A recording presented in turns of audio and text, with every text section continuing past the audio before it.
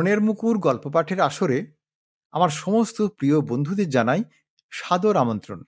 মূল গল্পে যাওয়ার আগে আমি আপনাদের বলবো যে গল্পটি যদি আপনাদের ভালো লাগে তাহলে অবশ্যই একটি লাইক দেবেন ও গল্পটি শেয়ার করবেন। আর যদি চ্যানেলটি এখনো সাবস্ক্রাইব না করে থাকেন তাহলে সাবস্ক্রাইব করে দেবেন। এবার তাহলে মূল গল্পে আসা যাক। আজ আমি আপনাদের শোনাবো একটি খুবই হাসির গল্প। গল্পটি লিখেছেন অসমঞ্জ মুখোপাধ্যায়। গল্পের নাম এক খিলি পান। তাহলে আর শুনতে থাকুন। এই এক খিলি পান নিয়ে দুই ভাইয়ের মধ্যে কি ধুন্ধুমার কাণ্ডই না বাঁধল। সকালবেলায় মতিলালের বৈঠকখানায় বসিয়া পাঁচজন আলাপ আলোচনা করিতেছিল। দুই ভ্রাতা জ্যোতিলাল ও মতিলাল, আর মতিলালের তিন বন্ধু রমেন, তিনকড়ি আর শশাঙ্ক। পাঁচটি খালি চায়ের বাটি টেবিলের উপর পড়িয়াছিল, আর পাশে মতিলালের পানের ডিব্বা। আলোচনা চলিতেছিল যে আবার শীঘ্রই একটা তৃতীয় মহাযুদ্ধ নিশ্চয়ই বাঁধিবে। সেই যুদ্ধে একদিকে পৃথিবী ধ্বংস পাইবে, আর অপরদিকে নতুন করিয়া আবার গড়িয়া উঠিবে। তখন তিনকড়ি বিজ্ঞের মতো বলিল, অর্থাৎ সেইখান থেকেই হবে যুগ পরিবর্তন, বুঝলে? নবযুগের সৃষ্টি হবে তখন থেকেই, আর পুরনো যুগ ধ্বংসের মধ্যে মিলিয়ে যাবে। শশাঙ্ক কহিল, হ্যাঁ, নবযুগ সৃষ্টির কি যার বাকি আছে তাই তো বুঝি না। চিরকালের 4 টাকার চাল 15 টাকা হয়ে সেইটি রয়ে গেল। 6 আনা সর্ষের তেল আর 8 আনা নারকোল তেল পাকাপাকি প্রমোশন পেয়ে বসেছে 2 টাকায় আর 4 টাকায়। 8 আনার মাছ হয়ে উঠল 8 আষ্টে 64 আনা, এবং এরকম সবই।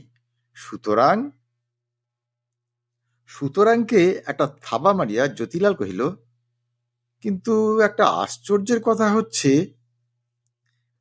আশ্চর্যের কথাটা বলিবার আগে মুখটাকে একটু সরস করিয়া লইবার ইচ্ছায় জ্যোতিলাল মতিলালের পানের ডিব্বাটা খুলিয়া শেষ যে খিলিটা তার মধ্যে ছিল সেটা মুখে পুড়িতে গেলে মতিলাল লাফাইয়া উঠিয়া কহিল, না না, ওই একটি মাত্র খিলি আছে, ওটা আর তুমি খেও না। কিন্তু নিষেধের আর সময় রহিল না। তৎপূর্বেই পানের খিলিটি জ্যোতিলালের মুখমধ্যে গিয়া পড়িল। খুব বিরক্ত হইয়া মতিলাল কহিল, তোমার কোনো কাণ্ডজ্ঞান নেই? একটা বিবেচনা নেই যে? পান চিবাইতে চিবাইতে জ্যোতিলাল কহিল, আরে থাম থাম, ভারী তো 1 খিলি পান, তার আবার। দেখো, ভারী হোক আর হালকা হোক, তার তো কোনো কথা হচ্ছে না। আমি খাবো বলে ওই খিলিটা রেখে দিয়েছিল, আর তুমি টপ করে। আরে আচ্ছা আচ্ছা, তোকে আমি 10 খিলি পান এনে দেবো এখন। মুখখানাকে বাঁকাইয়া মতিলাল কহিল, হ্যাঁ হ্যাঁ, তুমি তো সবই দাও। রোজ সকালে সমানে এসে চা খেয়ে যাও, কখনো তো দেখলুম না যে 1 পাউন্ড চা বা 1 পো চিনি হাতে করে নিয়ে এলে। জ্যোতিলালের মুখখানা একেবারে হাঁড়ির মতো হয়ে উঠল।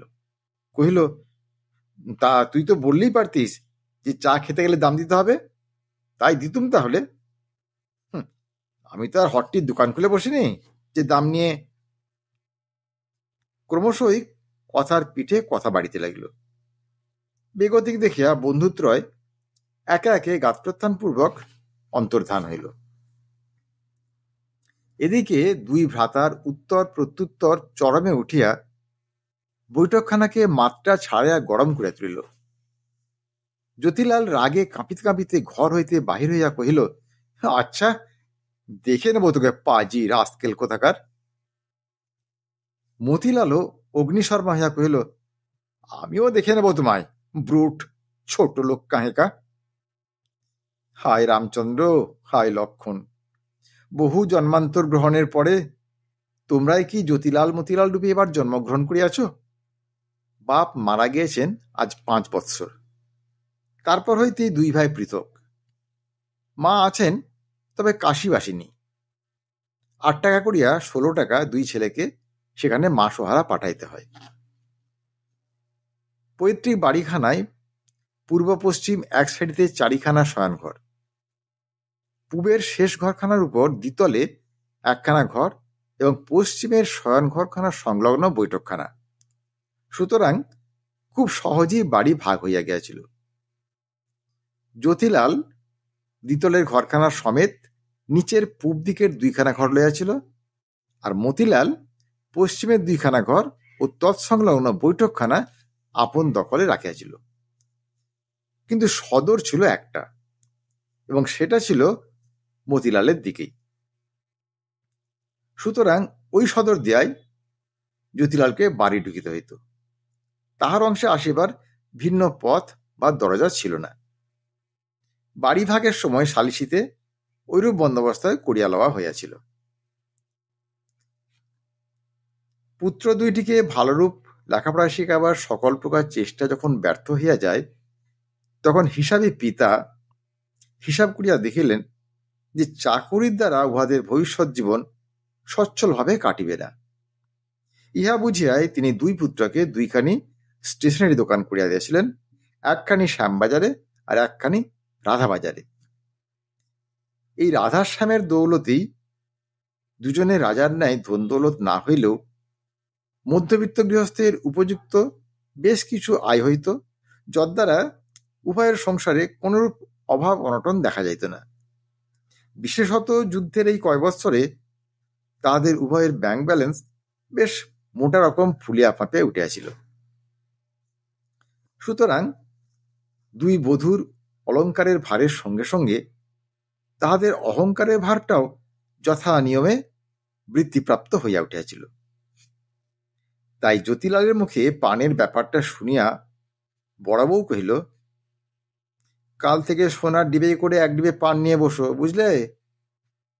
হ্যাঁ, আমি কার ওর বৈঠকখানে ঢুকবো নাকি? গলায় দড়ি আমার। না না, সদরের দরজা তো ওর একলার নয়। তুমি সেইখানে একখানা চেয়ার পেতে বসে বসে রোজ 100 খিলি করে পান খাবে, যদি খেতেই চাও, নইলে আমার মাথা খাবে। আমি পান সাজাবার জন্য একটা জি আলাদা করে রেখেই দেব। দোকানে বাইরে হইবার সময় হইয়াছিল। জ্যোতিলাল উপস্থিত এই বিষয়ে আর কিছু না বলিয়া গামছাখানা কাঁধে ফেলিয়া কল ঘরের মধ্যে ঢুকিল। পরদিন প্রাতে যথারীতি মতিলালে বৈঠকখানায় চায়ের আড্ডা বসিয়াছিল, এবং রোজ যাহারা হাজির থাকে তারা সকলেই হাজির ছিল। গড় হাজির শুধু জ্যোতিলাল। কিন্তু শীঘ্রই জ্যোতিলালও হাজির হইল বাজার হইতে, সঙ্গে এক ঝাঁকা মুটে।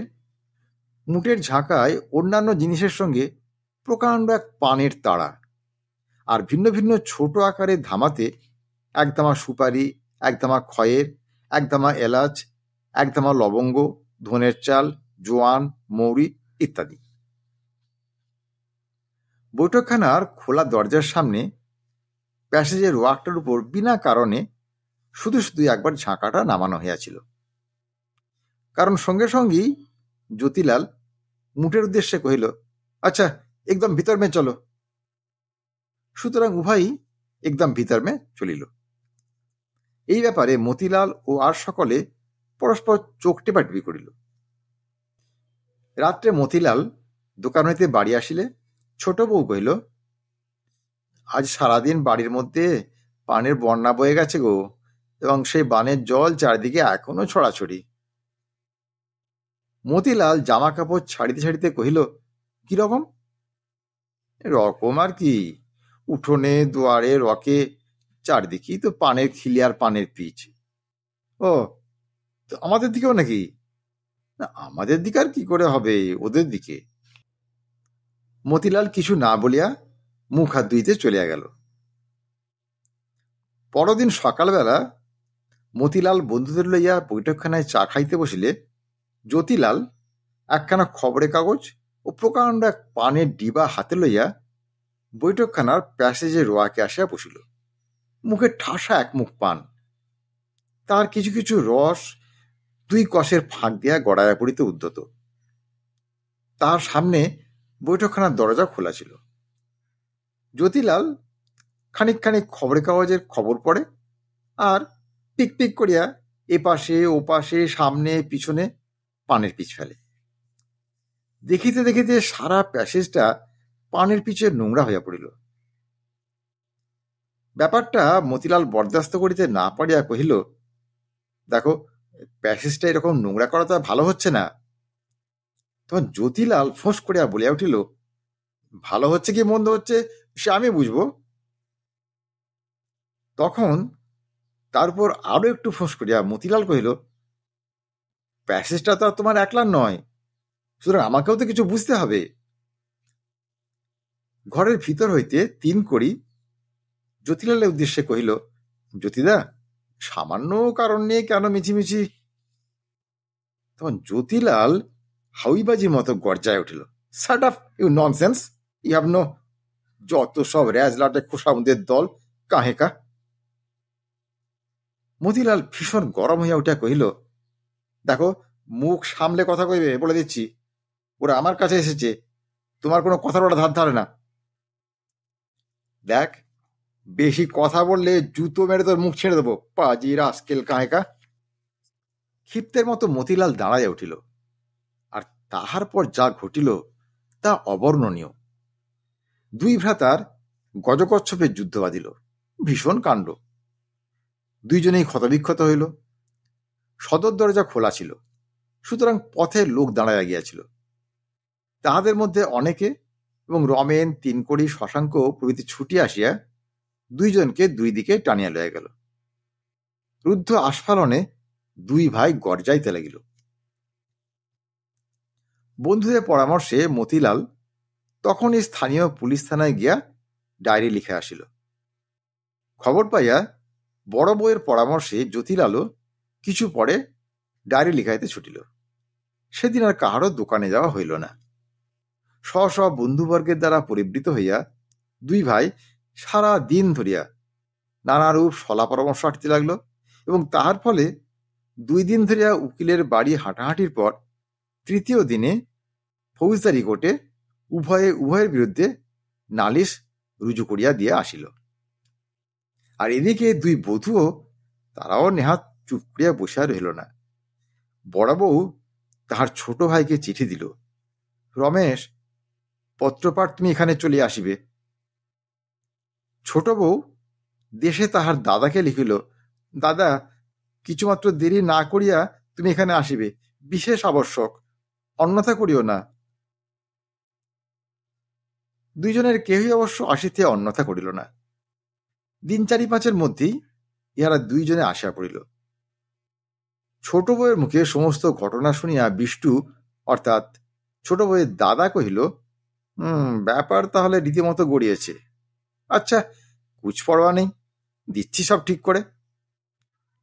রমেশ তার দিদিকে কহিল, 1 দফা নালিশ তো রুজু হয়েছে, ঠিকই হয়েছে, তারপর দেখা যাক কোথাকার জল কোথায় দাঁড়ায়। 2 সংসারে 2 শ্যালকের আবির্ভাব হইবার পর হইতে জ্বলন্ত আগুনে ঘৃতাহুতি পড়িতে শুরু করিল। 2.5 মাসের মধ্যে 2 নম্বর দেওয়ানি ও 3 নম্বর ফৌজদারি মামলা উভয় পক্ষ হইতে দায়ের হইয়াছিল। এই 2.5 মাসের মধ্যে দোকান 2খানি দৈবাত কোনো দিন খোলা হইয়া থাকিবে, তাহা প্রায় বন্ধেরই সামিল। 5-5টি মামলার তদবির তদারক, সাক্ষী সাবুত, উকিল মোক্তার, মুহুরি পেশকার ইত্যাদিতে 2 পক্ষেরই হু হু করিয়া অর্থব্যয় হইতেছে। যাহা সঞ্চিত ছিল তাহা ব্যয় হইয়া গিয়া উভয়েরই কিছু কিছু ঋণ হইতে শুরু হইয়াছে। তৎপ্রাপি কোনো পক্ষই নরম নহে বা ঠান্ডা নহে। 2 পক্ষেই শক্তিশালী 2টি দল গঠিত হইয়াছে। এক দলের হেড রমেশ আর অপর দলের হেড বিষ্টু। প্রত্যহ সন্ধ্যার পর চা ও পান সিগারেটের সঙ্গে 2 দলেরই বৈঠক বসে। রমেশ বীরের মতো মেজের উপর কিল মারিয়া বলে, নেবেছি যখন, তখন এর শেষ না করে আর ছাড়ব না, দেখা যাক কতদূর কি হয়। বৈঠকখানা ঘরে বিষ্টু আড়ে আড়ে মতিলালের দিকে চাহিয়া টেবিল চাপড়াইয়া হুঙ্কার দেয়, কিছুতেই ছাড়া হবে না। ঘুঘু দেখেছে, ঘুঘুর ফান তো দেখেনি। শশাঙ্ক এক মুখ সিগারেটের ধোঁয়া ছাড়িয়া কহিল, ডুবিছি না ডুবতে আছি, পাতাল কত দূরে দেখি, ওদের নাস্তানাবুদ করতেই হবে, কি বলো মতি? মতিলাল কোনো উত্তর না দিয়া যেমন চুপ করিয়া বসিয়াছিল তেমনি ভাবেই সামনের দেয়ালের দিকে চাহিয়া বসিয়া রহিল। তিনকড়ি কহিল, সূর্যের চেয়ে বালির তাপ বেশি, রমেশটার কি তেজ দেখেছ? দর্পের কণ্ঠে বিষ্টু কহিল, ওর তেজ আমি ভেঙে দিচ্ছি, ওকে যদি আমি জেল খাটাতে না পারি তাহলে আমার নাম বিষ্টুই নয়। ওকে দেখো না, একেবারে ঢিট করে ছাড়বো। আরে তুই তো তুই, তোর বাবা এলো আমাকে ঠিক করতে পারবে না। কথাগুলো রমেশের। মিনিট 2-3 হইল সে অন্ধকারে লুকাইয়া থাকিয়া ইহাদের কথাবার্তা শুনিতেছিল। হঠাৎ রমেশের কণ্ঠের আওয়াজে সকলে চমকিয়া উঠিল। রমেশ দৃপ্তকণ্ঠে কহিল, দেখ, মুখ সামলে কথা কইবি কাজটা। আরে তুই মুখ সামলে কথা কইবি, খবরদার। আরে তুই খবরদার, স্টুপিড ড্যামফুল। রমেশ প্যাসেজের মধ্যে দাঁড়াইছিল, ঘুষি পাকাইয়া রোয়াকের উপর উঠে আসিল, আর সঙ্গে সঙ্গে বিষ্টু ছুটিয়া আসিয়া তাহাকে মারিল এক প্রচণ্ড ধাক্কা। আর ধাক্কা খাইয়া রমেশ রোয়াকের উপর হইতে নিচে আসিয়া পড়িল, কিন্তু তখনই সে বিষ্টুর উপর ঝাঁপাইয়া পড়িল। তারপর চলল ঘুষোঘুষি, কিলোকিলি, চড় চাপ্পড় ইত্যাদি। ব্যাপারটা রক্তারক্তি শেষ হইত, কিন্তু তিনকড়ি, শশাঙ্ক প্রভৃতি ছুটিয়া আসিয়া দুইজনকে দুই দিকে টানিয়া লইয়া গেল। মারপিটটা বেশি দূর করাইতে পারিল না বটে, তবে পরদিনই আর 1 নম্বর ফৌজদারি দায়ের হইল। ফরিয়াদি বিষ্টু, আসামি রমেশ। নূতন ফৌজদারি মামলার বিচার চলিতেছিল। কাঠগড়ায় দাঁড়াইয়া আসামি রমেশ রমেশ মারপিটের কথা একেবারেই অস্বীকার করিল। কহিল যে ঘটনার দিন সে কলিকাতাতেই ছিল না, সে বরাবর দেশে থাকে এবং দেশেই ছিল। সম্প্রতি 2-1 দিন হইল সে কলিকাতায় তাহার ভগ্নিপতির বাটিতে আসিয়াছে। ফরিয়াদি পক্ষের উকিল প্রশ্ন করিল, ঘটনার দিন 4 তারিখে আপনি কোথায় ছিলেন? কেন দেশে? দেশ থেকে কোন তারিখে আপনি কলকাতায় আসেন? 15 তারিখে। তাহলে ঘটনার দিন অর্থাৎ 4 তারিখে আপনি কলকাতায় ছিলেন না। এটা আমি সত্য বলে ধরে নেব তো, না এইটা ধরে নেব যে আপনি হাকিমের সামনে দাঁড়িয়ে মিছে কথা বলছেন? দেখুন, আমি কখনো মিছে কথা বলি না। সাধু সাধু। কিন্তু এই কথাটা কি ঠিক যে 4 তারিখে আপনার নামে ইনশিওর করা একটা কভার এখানে আসে এবং আপনি সই দিয়ে সেটা নেন? রমেশের মুখ সহসা ছাইয়ের মতো ফ্যাকাশ হইয়া গেল এবং তাহার সর্বদেহ অবশ হইয়া পড়িল। তাহার অবস্থা দেখিয়া হাকিম তাহাকে কাঠগড়া হইতে নামিয়া যেতে আদেশ দিলেন। আরও খানিকক্ষণ উভয় পক্ষের উকিলদের সওয়াল জবাবের পর হাকিম রমেশকে দোষী সাব্যস্ত করিয়া রায় দিলেন 200 টাকা জরিমানা, অনাদায়ে 3 মাস জেল। দেখো, আমি কিন্তু আর গা থেকে গয়না খুলে দিতে পারবো না। তা না পারলেও জেল খাটুক, আমার তার কোনো দিকে কিছু করার নেই। বড় বউ জ্যোতিলালে কথা হইতেছিল। দেখো, তোমার থাকুক আর না থাকুক আমার তা জানবার দরকার নেই, তো গায়ের গয়না খুলে আমি আর দিতে পারবো না। যখন মোকদ্দমা করতে গিয়েছিলে তখন তোমার তো বোঝা উচিত ছিল যে 80 টাকা খরচা হবে। আচ্ছা, মোকদ্দমা করতে তুমি তো তখন লাফিয়েছিলে। হ্যাঁ, আমি লাফিয়েছিলাম? লাফাও নেই? তখন তুমি তো বলেছিলে যে যত টাকা লাগে লাগুক, একবার দেখে নিতে হবে। তারপর আবার চিঠি লিখে মামলাবাজ ভাইটিকে পর্যন্ত আনিয়ে ফেললে। এখন পেছিয়ে গেলে চলবে কেন? এই 200 টাকা দিতে না পারলে ওকে এখন 3টে মাস জেলে ঘানি টানতে হবে। বড় বউ আর কোনো কথা না বলিয়া মুখখানা গোঁজ করিয়া বসিয়া রহিল। মোকদ্দমার জন্য বড় বউয়ের গায়ের অর্ধেক গহনায় বিক্রমপুর চলে গিয়াছিল। ব্যাংকে যে টাকা জমা ছিল তাহার সবই গিয়াছে। শ্যামবাজারের দোকানখানার যা অবস্থা দাঁড়ায় আছে তা যাওয়ারই সামিল। এসব ছাড়া বাইরে কিছু কিছু ঋণও হইয়াছে। সুতরাং জ্যোতিলালকে খুবই ভাবায় তুলিল।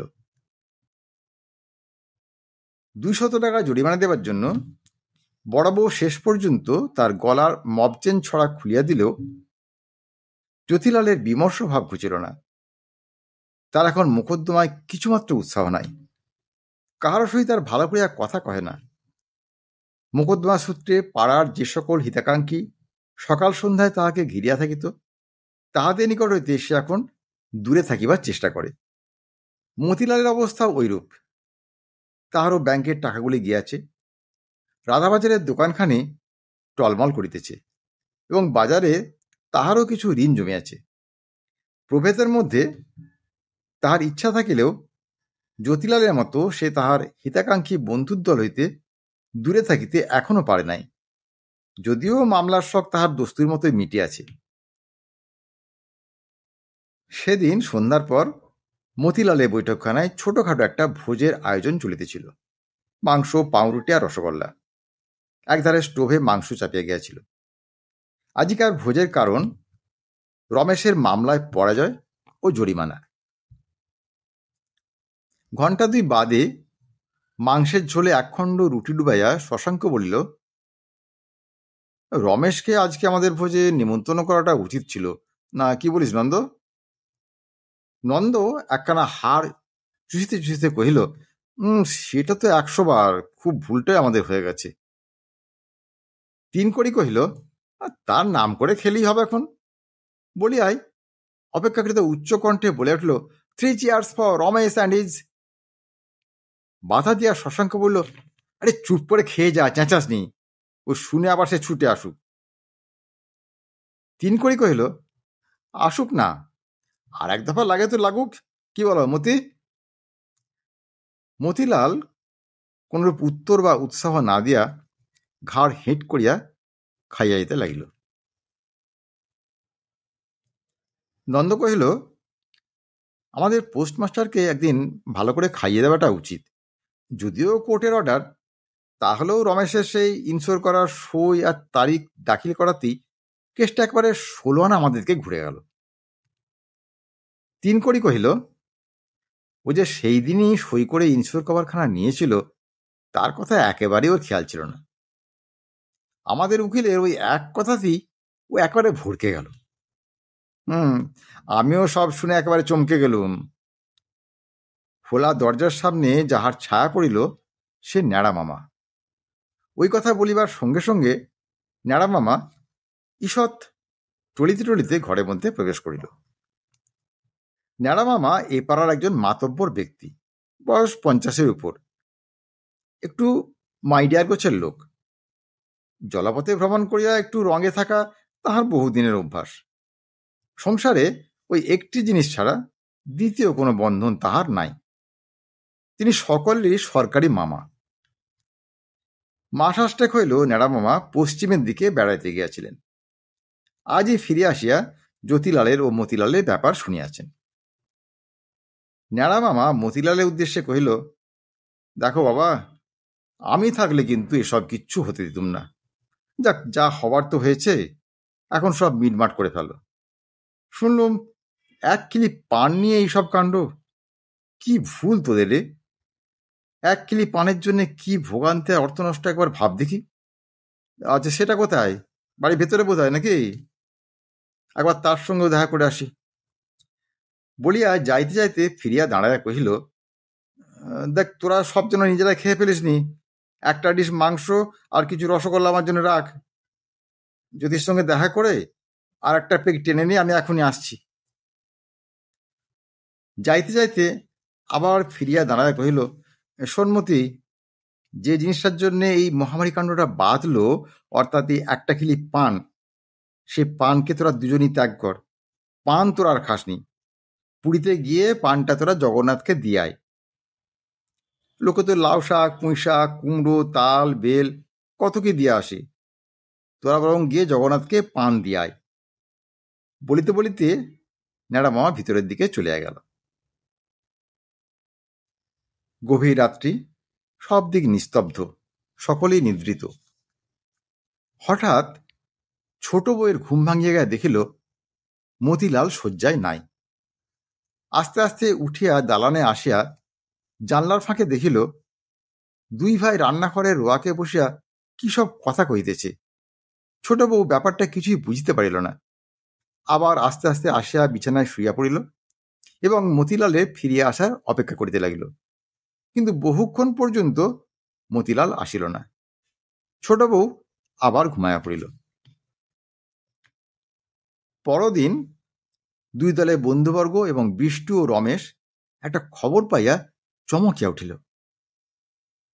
সকলে শুনিল যে দেওয়ানি ও ফৌজদারি যে কয়টা অবশিষ্ট মামলা তখনও কোর্টে চলিতেছিল, উভয় পক্ষ প্রত্যেক স্থলেই যুক্ত দরখাস্ত করিয়া সে সকল প্রত্যাহার করিয়া লইয়াছে। বন্ধুর দল ইহা লইয়া জ্যোতিলাল ও মতিলালের সঙ্গে আলাপ আলোচনা করিতে আর সাহস হইল না। কে একজন এই বিষয়ে জ্যোতিলালকে কিছু বলিবার উপক্রম করিতেই জ্যোতিলাল তাহাকে বলিল, 1,000-5 টাকার দরকার, কেউ যদি তা দিতে পারো তাহলে না হয় আবার চালাই। কথা শুনিয়া সে এক পা করিয়া সরিয়া পড়িল।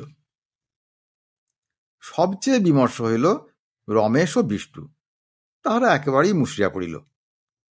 দিন 2-4 পরে বড়বউ একদিন রমেশকে কহিল, তুমি এবার দেশে চলে যাও, সব যখন মিটে গেল তখন আর শুধু শুধু এখানে। ছোট বউ বিষ্টুকে বলল, দাদা, দেশে মা তো একলা রয়েছে, আর তো তোমার এখানে থাকবার কোনো দরকার নেই। উনি বলছিলেন যে কাল সকালে খেয়ে দে।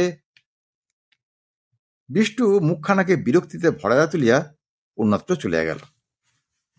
পুরী, জগন্নাথের মন্দিরের অভ্যন্তর। একজন পাণ্ডার মুখের দিকে চাহিয়া জ্যোতিলাল ও মতিলাল এক স্থানে দাঁড়াইয়া ছিল। উভয়েরই হাতে এক এক গোছ পান ও একটা করিয়া পুঁটুলি। পাণ্ডা কহিল, তাহলে মহাপ্রভুকে আপনারা পানি দেবেন তো? হ্যাঁ পাণ্ডা ঠাকুর। তা শুধুই পান দেবেন না ওর সঙ্গে আরো কিছু দেবেন? দেখুন, পান খেতে গেলে ওর সঙ্গে যা যা লাগে সবই আমরা জগন্নাথের চরণে দিয়ে যাব। সুপারি, খয়ের, মশলা সব এনেছেন তো? হাতের পুঁটুলি দেখায় উভয়ে বলিল, হ্যাঁ সবই এনেছি। আর পুষ্পচন্দন তাও এনেছি। আচ্ছা ঠিক আছে, 10টা করে 20টা টাকা বার করুন। ও আপনার দক্ষিণা তো? না না, দক্ষিণা নয়, মাসুল মাসুল। প্রণামী আর দক্ষিণা সে তো আলাদা আছেই। জ্যোতিলাল ও মতিলালকে লইয়া পাণ্ডা তখন জগন্নাথ দেবের সম্মুখে গিয়া দাঁড়াইল। আজকের গল্প তাহলে এখানেই শেষ করছি। গল্পটি কেমন লাগলো তা কমেন্ট করে জানাবেন। আর যদি ভালো লাগে তাহলে একটা লাইক দেবেন ও গল্পটি শেয়ার করবেন। আর যদি মনের মুকুর চ্যানেলটি এখনও সাবস্ক্রাইব না করে থাকেন তাহলে এখনই সাবস্ক্রাইব করে দিন। আজ তাহলে আসি বন্ধু, খুব শীঘ্রই আবার হাজির হব এরকম একটি সুন্দর গল্পের ভিডিও নিয়ে। ততক্ষণ সবাই খুব ভালো থাকুন, সুস্থ থাকুন, আনন্দে থাকুন। নমস্কার।